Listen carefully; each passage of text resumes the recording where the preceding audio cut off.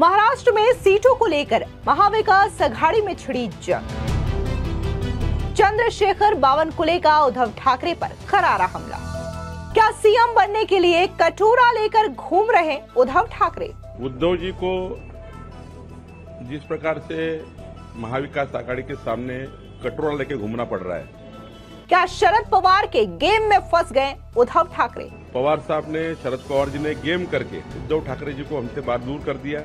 नमस्कार, स्वागत है आपका। आप देख रहे हैं द न्यूज और मैं रानी गुप्ता आपके साथ। महाराष्ट्र में विधानसभा चुनावों की तारीखों का शंखनाद हो चुका है, ऐलान हो चुका है, लेकिन इन सब के बीच में अभी भी महाविकास अघाड़ी में सीट शेयरिंग को लेकर के कोई भी फॉर्मूला तय नहीं हुआ है। अब इन सब के बीच में बीजेपी के महाराष्ट्र अध्यक्ष चंद्रशेखर बावनकुले ने उद्धव ठाकरे पर जोरदार हमला बोला है। उन्होंने साफ तौर पर यह कह दिया कि कैसे अब उद्धव ठाकरे जो है वो कटोरा लेकर के घूम रहे हैं ताकि उन्हें सीट मिल सके और वो सीएम बन सके।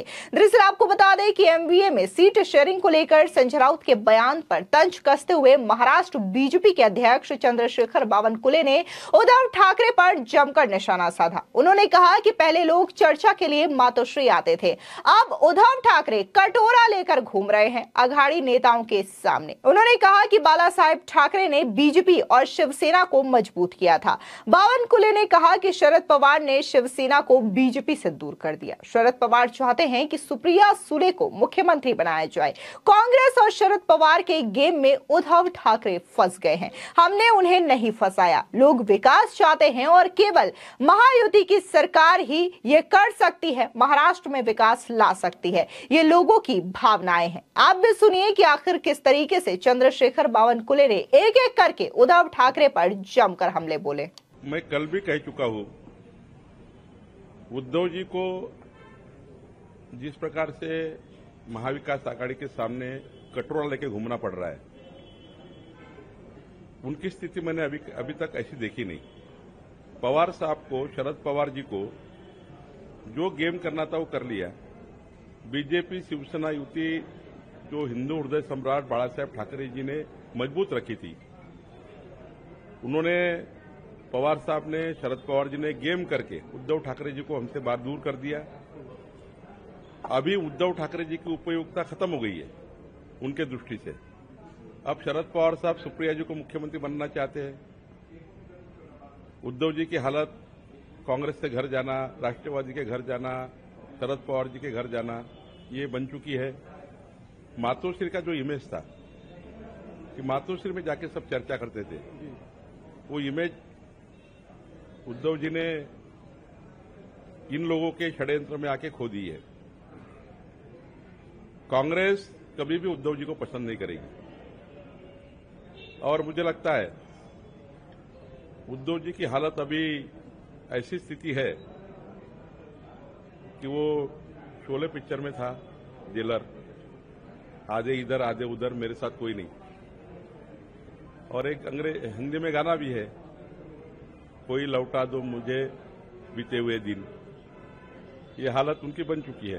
लगभग यही हालात जो है उनकी सीट शेयरिंग में भी दिख रहे हैं, क्योंकि आज शिवसेना की तरफ से बयान आया कि महाराष्ट्र कांग्रेस सक्षम ही नहीं है सीट शेयरिंग डिस्कशन करने के लिए, हम दिल्ली जाएंगे और राहुल गांधी से बात करेंगे। मैं वही कह रहा हूं कि उनकी हालत इतनी खराब की है उद्धव जी की, कांग्रेस पार्टी के घर जाना पड़ रहा है।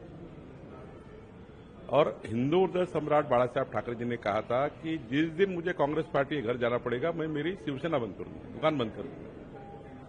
अब ये हालत देखना चाहिए उद्धव जी ने क्या करके रखी है। उद्धव जी के साथ हम युति में रहे हैं, हमको भी तरस आता है कि इस प्रकार की हालत उद्धव जी करना ठीक नहीं है। नाना पटोले ने स्वयं मुख्यमंत्री घोषित कर दिया खुद को, जयंत पाटिल खुद को मुख्यमंत्री घोषित कर रहे, पवार साहब उनको घोषित कर रहे, वडेट्टीवार जी मुख्यमंत्री घोषित हो चुके हैं। तो मुझे लगता है कि एक नेता जब आप महाविकास अघाड़ी का मानते हो उद्धव ठाकरे को, तो कैसे क्या हिम्मत होती है नाना पटोले की मुख्यमंत्री खुद ही बोलते ना, नाना पटोले मुझे मुख्यमंत्री बनना है। अब जयंत पाटिल जी को शरद पवार जी ने कहा ही है और सुप्रिया ताई तो ऑलरेडी डिक्लेयर है, अंदर से, बाहर से नहीं, अंदर से डिक्लेयर्ड है। तो मुझे लगता है कि उद्धव ठाकरे जी जब महायुति में है, पूर्व मुख्यमंत्री है, क्यों नहीं घोषित करते शरद पवार साहब मुख्यमंत्री उद्धव ठाकरे को? क्यों नहीं घोषित करते हैं कांग्रेस पार्टी उद्धव जी मुख्यमंत्री रहेंगे? हो गई उपयुक्तता खत्म उद्धव ठाकरे जी की। कर लिया आपने जो षड्यंत्र करना था बीजेपी के साथ, शरद पवार साहब ने बीजेपी के साथ जो षड्यंत्र करना था वो कर लिया पूरा। हमारी ये 25 साल की उसी तोड़ दी उन्होंने। हम जवाबदार नहीं है।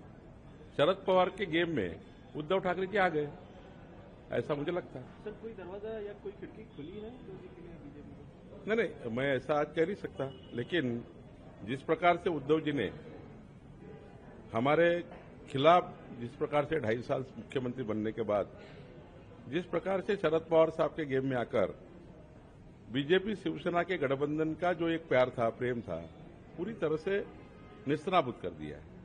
अब मुझे पवार साहब ने उद्धव ठाकरे जी को फंसाया है, कांग्रेस ने उद्धव ठाकरे को फंसाया है, हमने उनको कभी नहीं फंसाया। उद्धव आप निकालेंगे उनको इस जाल से? नहीं, वो आज तो महाराष्ट्र की जनता तय करेगी। एक आखिरी सवाल, और संजय राउत कह रहे, उनका वापस से वही बयान है कि सीबीआई ईडी ये बीजेपी की ABC टीम है। बहुत साल हो गए उसको, बहुत साल हो गए संजय राउत के कहते कहते। लोकसभा में चल गया झूठा बोलना। अब वो बातों से लोग कुछ मायना रखते नहीं है। बात चाहिए लोगों को विकास की। दरअसल आपको बता दें कि महाराष्ट्र में विधानसभा चुनाव के लिए तारीखों का ऐलान हो गया है, लेकिन कांग्रेस, इसी के साथ ही उद्धव गुट की शिवसेना और शरद पवार की एनसीपी के बीच सीट बंटवारे का पेच नहीं सुलझ पाया है, ये फंसा हुआ है। और ऐसे में सीट शेयरिंग को लेकर के पचे फेस पर अब शिवसेना यानी कि उद्धव गुट के प्रवक्ता संजय राउत का बयान सामने आया है। आज मैं राहुल गांधी जी से भी बात करूंगा और जो रुका हुआ फैसला है सीट शेयरिंग के बारे में, उसको गति मिलनी चाहिए, उसके बारे में हम उनसे आज बात करेंगे। सुबह बात हो गई है। बहुत सी सीटों पर फैसला हुआ है, कुछ सीटें ऐसी है जिसके ऊपर फैसला नहीं हो रहा है। कांग्रेस, एनसीपी, शिवसेना और हमारा अलायंस पार्टी है, समाजवादी पार्टी, कम्युनिस्ट, हमारी यहाँ एक शेतकरी कामगार पार्टी है। अब टाइम कम है बहुत, तो महाराष्ट्र के नेता है वो निर्णय लेने में सक्षम नहीं है, ऐसा मुझे लगता है कि बार बार उनको दिल्ली में लिस्ट भेजनी पड़ती है, फिर चर्चा होती है। अब वो समय निकल चुका है। हम चाहते हैं कि जल्दी से जल्दी ये फैसला हो जाए। एनसीपी और शिवसेना में कोई ज्यादा मतभेद नहीं है, कांग्रेस में भी नहीं है। समझ लो कि कुछ सीटें हैं जिनके ऊपर सभी तीन पार्टी दावा करती है। तो आज हमने कांग्रेस हाईकमान से भी चर्चा की दिल्ली में। आज सुबह मैं पार्टी चीफ उद्धव ठाकरे जी से उनको पूरा मैंने जो मीटिंग में हो रहा है हो गया, उस बारे में मैंने माननीय उद्धव ठाकरे जी से भी बात की। उद्धव ठाकरे जी से मुझे कुछ सूचनाएं मिली है, मैं उसका पालन करूंगा शाम तक, और मुझे लगता है कि ये मामला सुलझ जाएगा। संजय राउत ने शुक्रवार को पत्रकारों से बातचीत करते हुए ये कह दिया कि महाराष्ट्र कांग्रेस के नेता फैसले लेने में सक्षम नहीं है, यानी कि जब सीट शेयरिंग पर चर्चा हो रही है तो यहाँ के नेता बार बार लिस्ट जो है वो दिल्ली भेजते हैं। ऐसे में हम सीधे दिल्ली जाकर के राहुल गांधी से बातचीत करेंगे और सीट शेयरिंग पर चर्चा करेंगे। यानी कि यहाँ पर साफ तौर से महाराष्ट्र में महाविकास अघाड़ी में सीटों को लेकर के जो बंटवारे का फॉर्मूला है वो तय नहीं हो पाया है और आपस में ही ये बड़े नेता एक दूसरे से उलझते हुए नजर आ रहे हैं। ऐसे में संजय राउत ने साफ तौर से कह दिया है कि वो अब महाराष्ट्र में किसी भी नेता से बातचीत नहीं करेंगे और सीट शेयरिंग को लेकर के चर्चा नहीं करने वाले। वो सीधे अब दिल्ली आएंगे और दिल्ली में राहुल गांधी और मल्लिकार्जुन खड़गे के साथ सीट शेयरिंग को लेकर के चर्चा की जाएगी। लेकिन वहीं दूसरी ओर अगर बात हम बीजेपी की माने, बीजेपी के जो प्रदेश अध्यक्ष हैं चंद्रशेखर बावनकुले, उन्होंने तो साफ तौर से कह दिया कि 2019 में उद्धव ठाकरे को कांग्रेस और एनसीपी जो कि शरद पवार की है उसने सिर्फ और सिर्फ इसलिए बनाया था उन्हें मुख्यमंत्री क्योंकि तब उन्हें महागठबंधन तोड़ना था जो कि उद्धव ठाकरे ने बीजेपी के साथ किया था और इसी वजह से उद्धव ठाकरे को मुख्यमंत्री बनाया गया। आपको याद दिला दें कि साल 2019 में जब महाराष्ट्र में विधानसभा के चुनाव हुए थे तब शिवसेना और बीजेपी एक साथ मिलकर के चुनाव लड़ी थी। यहां पर साफ तौर से देवेंद्र फडणवीस को ही सीएम का चेहरा घोषित किया गया था और उन्हीं के चेहरे पर ही चुनाव लड़ा गया था। लेकिन जैसे ही चुनाव चुनाव होते हैं, उद्धव ठाकरे जो हैं वो मुख्यमंत्री बनने की लालसा जाहिर करते हैं, जिसके बाद बीजेपी और शिवसेना का गठबंधन टूट जाता है। शिवसेना यानी कि उद्धव ठाकरे जो हैं वो कांग्रेस और एनसीपी के साथ मिलकर के एक नया गठबंधन बनाते हैं, महाविकास अघाड़ी, और इसी के बाद ही वो महाराष्ट्र के मुख्यमंत्री बनते हैं। लेकिन अब कहा यह जा रहा है कि जो महाविकास अघाड़ी है उनमें जितने भी बड़े नेता हैं उनमें आपस में ही इस बात को लेकर के होड़ मची है कि आखिर महाराष्ट्र का अगला मुख्यमंत्री कौन होगा। कभी नाना पटोले इच्छा जाहिर करते हैं कि वो मुख्यमंत्री बनेंगे, तो कहा यह जा रहा है कि शरद पवार, तो कभी यह कहा जा रहा है कि शरद पवार अपनी बेटी यानी कि सुप्रिया सुले को मुख्यमंत्री बनाना चाहते हैं।